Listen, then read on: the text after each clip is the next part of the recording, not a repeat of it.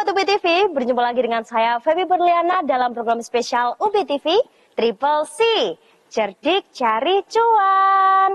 Oke Sobat UB TV, pada episode kali ini kita akan membahas 5 berita pasar modal terupdate dan pastinya akan bermanfaat untuk seluruh Sobat UB TV di rumah.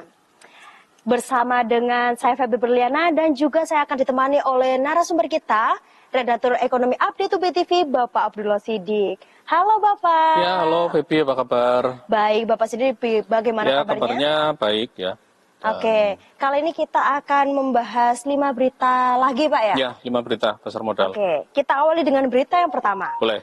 Berita yang pertama, Cleo pasang target tinggi di 2025. Pendapatan diproyeksi tumbuh double digit. Menurut IDX Channel, emiten produsen air minum dalam kemasan PT Sariguna Prima Tirta atau Cleo memasang target tinggi pada 2025 dengan pendapatan double digit.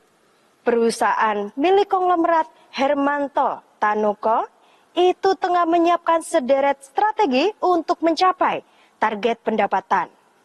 Ini berita pertama kita mengenai Cleo, Pak. Ya, ini kita ambil karena biar teman-teman juga tahu ya. Jadi ada saham air minum yang sering dikonsumsi oleh masyarakat ya setiap hari gitu kan. Salah satunya adalah Cleo, yang itu sahamnya dijual di bursa kita. Dulu ada sebelum Cleo namanya Aqua, tapi Aqua kemudian delisting dan setelah itu saham air minum dalam kemasan yang dijual di bursa saat ini adalah Cleo. Cleo ini sudah cukup lama IPO-nya dan memang kalau kita lihat kinerjanya itu semakin membaik ya.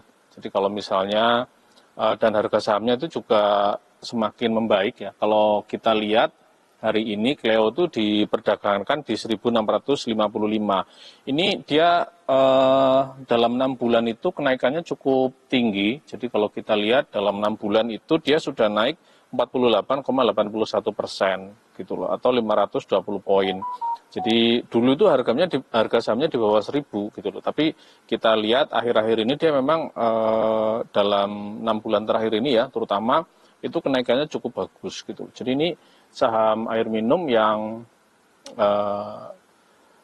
bagus gitu, kinerjanya juga oke dan dia juga rutin membagikan dividen kepada investor. Jadi kalau misalnya dia memasang target tinggi atau double digit atau berapa ya untuk kinerja tahun ini, saya pikir itu hal yang wajar ya bagi Cleo karena siapa sih yang hari ini tidak membutuhkan air minum gitu ya. Jadi dan saya lihat dia produknya cukup variatif gitu ya.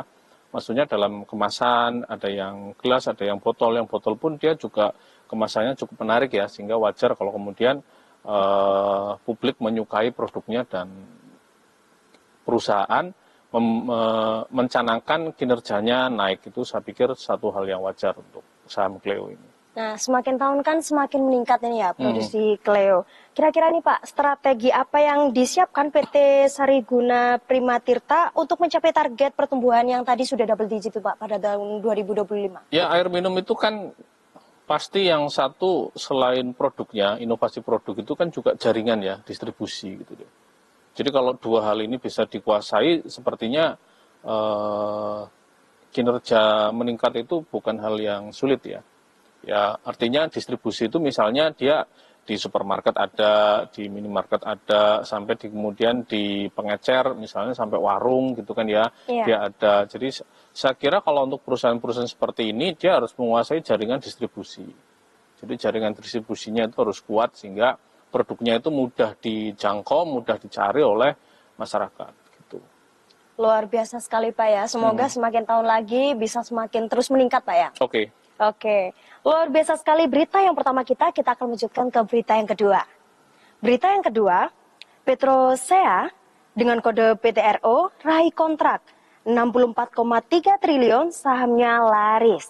Menurut investor.id, PT Petrosea PTRO dengan ini menyampaikan perkembangan terkini sehubungan dengan capaian kinerja perusahaan di sepanjang tahun 2024.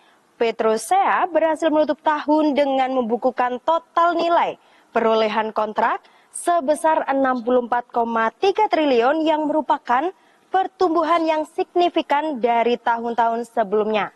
Ini berita kedua kita mengenai Petrosi Pak? Ya, ini juga saham yang Petrosi ini sebetulnya saham jasa pertambangan ya, jadi bukan perusahaan tambang. Jadi jasa pertambangan, jadi dia memang perusahaan yang fokus membantu perusahaan tambang, jadi pengelolaan, terus mungkin penyediaan kayak kendaraan, kayak apa-apa jasa tambang lah ya. Dan ini salah satu saham yang jadi bintang di bursa kita pada 2024 lalu karena dia kenaikannya tinggi sekali. Jadi dalam 6 bulan dia itu naik 323,05% atau sebetulnya dia sudah multi-bagger 3 kali ya. Jadi kalau misalnya Feby punya saham ini 6 bulan yang lalu, maka harganya sekarang itu sudah naik 3 kali lipatnya gitu ya. Dulu itu harganya 6 bulan lalu itu masih di bawah 2.000. Nah sekarang hari ini diperdagangkan di 3.670 atau naik ya kalau hari ini harganya itu 360,70, hari ini terpantau turun ya di sesi 1 0,81%. Tapi kalau kita lihat year to date-nya atau dalam 1 tahun terakhir ini juga sama, sudah naik 33,70% gitu. Kalau dalam 6 bulan itu naiknya 300 sekian persen. Nah, apakah PTRO ini masih menarik? Kalau kita lihat dari berita-berita yang ada atau dari kinerjanya, ya memang saham ini masih menarik ya. Apalagi waktu itu memang salah satu konglomerat Indonesia Pak Prajogo Pangestu juga masuk ke saham ini. Nah, kelihatannya memang menjadi saham yang menarik gitu, sehingga harganya memang terus naik gitu. Dengan kontrak senilai 64,3 triliun ini, kira-kira Petrosi ini mencakup proyek apa saja, Pak? Ya, proyeknya pasti proyek-proyek pertambangan ya. Jadi kalau kita lihat dia masih mampu membukukan kontrak-kontrak yang besar. Nah, itu kan menunjukkan bahwa kinerjanya, mudah-mudahan kita berharap kinerjanya di kuartal pertama tahun ini juga bagus, di kuartal kedua juga bagus, overall di 2025 juga bagus, sehingga nanti publik atau investor mengapresiasi dengan kenaikan harga sahamnya gitu. Oke, luar biasa sekali ya Pak ya untuk berita yang kedua kita mengenai PTRO. Kita akan jedak sejenak, Sobat UBTV jangan kemana-mana, tetap di Triple C, cerdik cari cuan.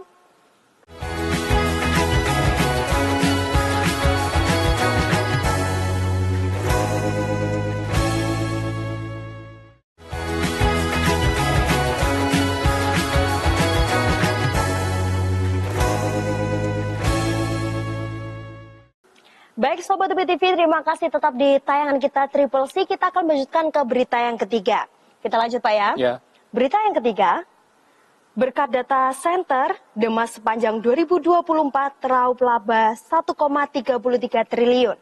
Menurut emiten news.com, Pura Delta Lestari dengan kode Demas, periode 31 Desember 2024 membukukan pendapatan usaha 2,03 triliun, melejit 5,8% dibanding edisi sampai 2023 senilai 1,92 triliun. Laba bersih tercatat 1,33 triliun atau menanjak 10,2% dibanding periode sama 2023 sebesar 1,21 triliun. Ini berita ketiga kita Pak mengenai Demas. Ya, saham Demas ini merupakan salah satu saham yang favorit lah di kalangan investor ya, terutama investor retail ataupun investor besar. Nah, Demas ini perusahaan apa sih? Pura Delta Lestari ini adalah perusahaan pengembang perumahan sebetulnya. Jadi dia kayak pengembang kawasan ya, pengembang kawasan.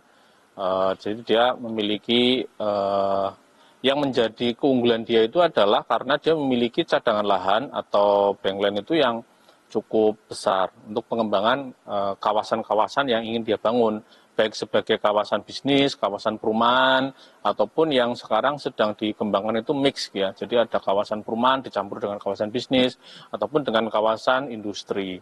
Nah, salah satu yang sekarang menjadi menarik bagi pengembang kawasan itu adalah karena mereka mengembangkan pusat-pusat atau area-area untuk data center. Kita lihat sekarang kebutuhan masyarakat akan teknologi digital itu kan semakin tinggi ya. Jadi misalnya kayak Feby punya HP, punya komputer, terus kemudian akses internet dan sebagainya.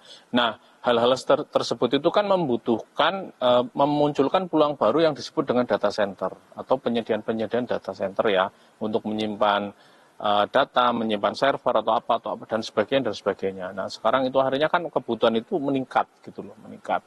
Sehingga ini ditangkap dengan cerdik oleh Demas dengan dia membuka kawasan untuk data center. Nah, apakah ini menarik bagi industrinya? Ya, tentu saja ini menarik. Kalau kita lihat hari ini Demas itu diperdagangkan di Rp142 per lembar saham, tidak naik, tidak turun. Kalau kita lihat dalam 6 bulan terakhir, dia memang masih tercatat turun ya, turun 10,69%. Nah, apakah dia rajin bagi dividen?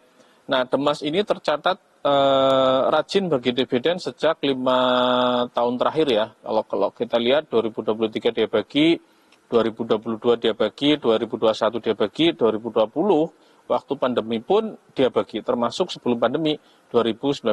Jadi ini emiten yang cukup rajin membagi dividen. Jadi bagi teman-teman investor yang mengharapkan dividen, ini saham ini bisa menjadi salah satu pilihan. Kalau kita lihat apakah valuasinya murah atau mahal, valuasinya sebetulnya kalau kita lihat dari PBV masih murah karena di bawah 1 0,9% dan PER-nya juga 5,17. Jadi ini selama sebenarnya bisnis seperti kayak Pura Delta Lestari ini salah satu yang menopang selain dia inovasi misalnya membuat data center itu adalah cadangan lahan yang dia miliki. Biasanya semakin banyak cadangan lahan yang dia miliki, semakin luas, apalagi lokasinya strategis, nah itu akan meningkatkan kinerja dia. Gitu. Luar biasa sekali Pak ya, berita yang ketiga kita lanjutkan ke berita yang keempat. Boleh. Oke. Berita yang keempat, Era Jaya dengan kode ERA gelontorkan 120 miliar demi bisnis multi Cina. Menurut IDX Channel, PT Era Jaya Swasembada dengan kode ERA melalui anak usaha PT Era Boga Nusantara dengan kode EBN berinvestasi 120 miliar untuk membuka jaringan gerai teh susu milk tea Cina di Indonesia. Langkah tersebut menandai agresivitas Era Jaya Group melakukan ekspansi bisnis.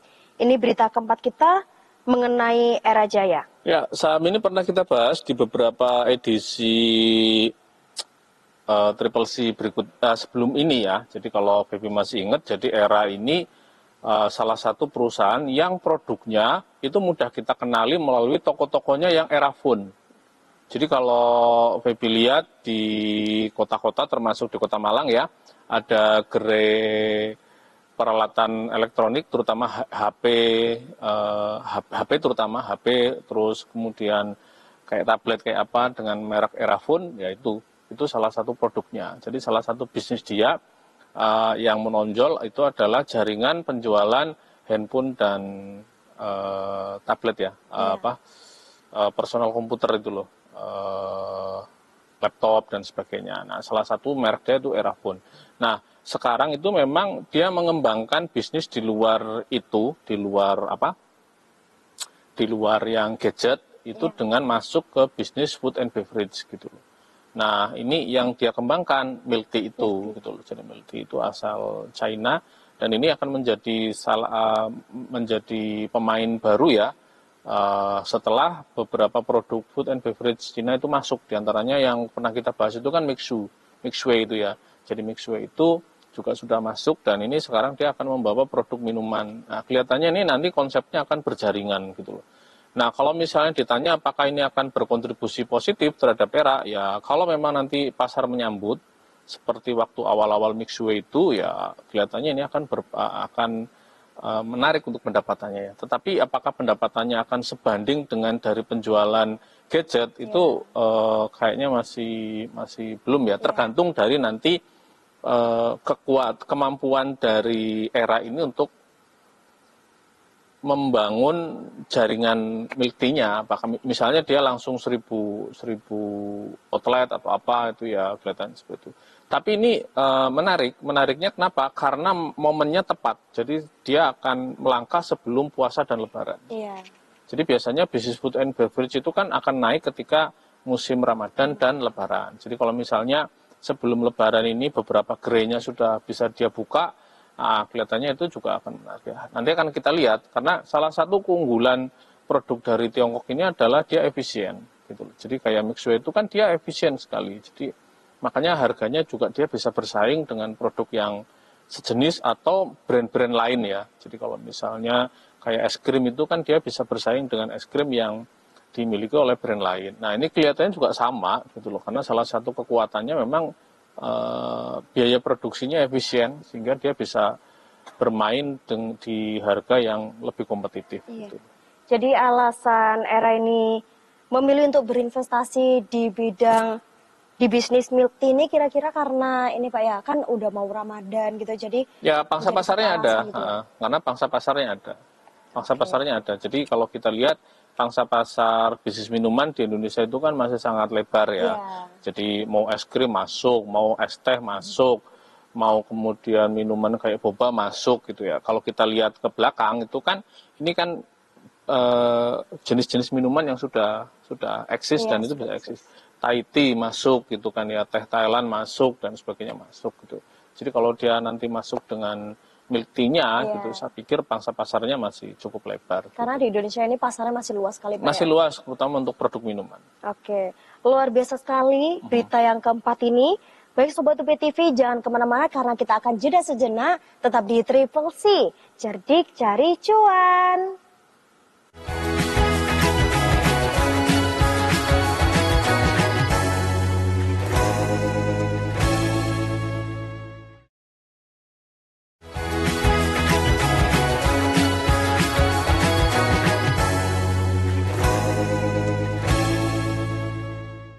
Baik Sobat UP TV, terima kasih tetap di tayangan kita. Kita akan melanjutkan ke berita yang terakhir. Berita yang kelima, MSCI buka masukan untuk brand cuan PTRO. Menurut investor.id, MSCI mengumumkan bahwa mereka akan menyambut masukan dari para pelaku pasar dan investor mengenai kelayakan investasi di PT Barito Renewables Energy dengan kode brand, PT Perindo Jasa Reksi dengan kode cuan, dan PT Petrosi dengan kode PTRO, sebagaimana dikutip dari ulasan Stockbit, sekuritas MSCI akan membuka masukan terkait 3 saham itu paling lambat pada 31 Maret 2025. Ini berita kelima kita mengenai MSCI, Pak. Ya, jadi di bursa kita itu kan ada beberapa pengkategorian. Jadi misalnya ada yang dikategorikan berdasarkan sektornya, misalnya saham sektor energi, saham sektor perbankan, saham sektor teknologi gitu ya. Ada juga yang dikategorikan itu berdasarkan ukurannya misalnya, atau likuiditasnya, misalnya LQ45, terus ada Kompas itu buat Kompas 100, bisnis itu buat bisnis 27 dan sebagainya. Ada juga dikategorikan berdasarkan dari cakupannya, besar kecilnya ya. Jadi MSCI itu medium small cap index gitu. Jadi ada pihak yang secara rutin itu membuat indeks dengan memasukkan saham-saham yang dia itu medium ataupun small tapi kinerjanya bagus gitu loh. Nah, salah satu saham yang masuk itu 3 tadi itu. Yeah. Jadi ada brand, ada cuan. PTRO, ada cuan gitu kan ya. Nah, kemudian sekarang terkadang kan si penyelenggara ini kemudian mencari masukan dari investor ataupun dari stakeholder lah istilahnya terhadap ketiga saham ini. Karena memang biasanya setiap 6 bulan itu diganti gitu. Jadi setiap 6 bulan ada yang masuk, ada yang keluar, ada yang masuk, ada yang keluar gitu loh. Nah, untuk bisa mempertahankan saham tersebut dalam kategori tersebut, nah biasanya memang bursa ataupun otoritas itu dia meminta masukan-masukan dari masyarakat gitu loh. Apakah saham ini berdasarkan bisa jadi berdasarkan kinerjanya, berdasarkan fundamentalnya, itu apakah masih bagus atau enggak, masih layak atau enggak untuk masuk menjadi anggota dari MSCI itu gitu loh.